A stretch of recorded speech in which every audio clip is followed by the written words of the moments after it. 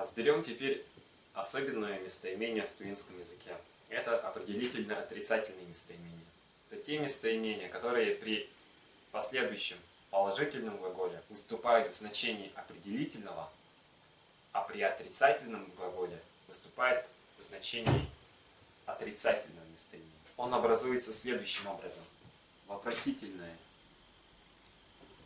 местоимение плюс постпозитивная частица «да».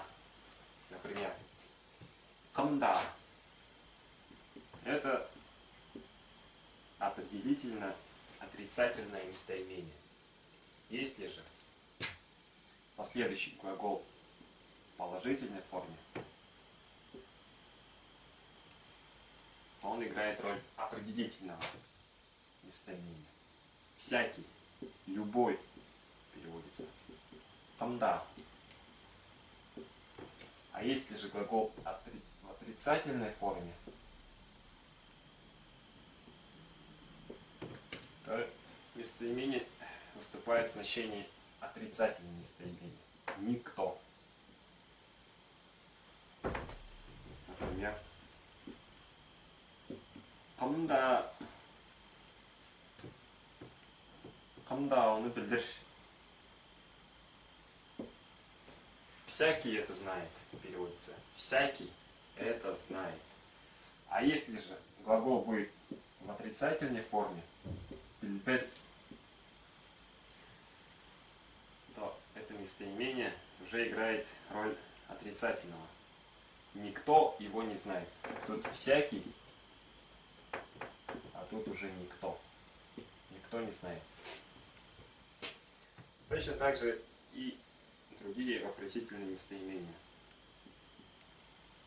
Кажанда. Если положительное, хоть когда. В любой момент, хоть когда. А если отрицательное, соответственно, никогда. То есть в тувинском языке нет дословных переводов слов «никогда», «никто». Они зависят от последующего глагола, от его формы. Точно так же «айдада» при положительном «везде», при отрицательном «нигде». Например, «Кажанда ойнармен». Ойнар – играть. Буду играть хоть когда, всегда. А если «кажанда ойнаосмен», не буду играть никогда. «Кайдада чечектер өсіп тұрар».